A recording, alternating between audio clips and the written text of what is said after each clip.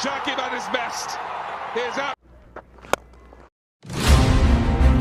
Wow, কি স্বাচ্ছন্দ্যময় batting, কত সাবলীল সেই শট, যেন হাজার বছরের চেনা সেই ব্যাটিং স্টাইল আবারও ফিরে এসেছে অসাধারণ সাকিব আল হাসান।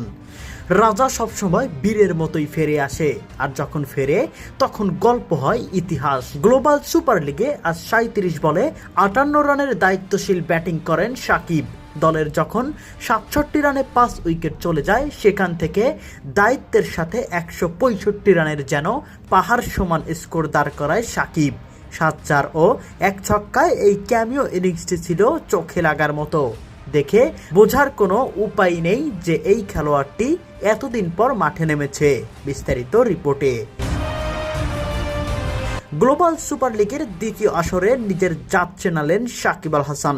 গ্লোবাল সুপার লিগে উদ্বোধনী ম্যাচে সেন্ট্রাল ডিস্ট্রিক্টসের বিপক্ষে আগে ব্যাট করতে নেমে 165 রানের সংগ্রহ দাঁড় করিয়েছে সাকিব আল হাসানের দল দুবাই ক্যাপিটালস। উক্ত ম্যাচে ব্যাট হাতে উজ্জ্বল ছিলেন সাকিব। 37 বলে 58 রান করে অপরাজিত ছিলেন তিনি।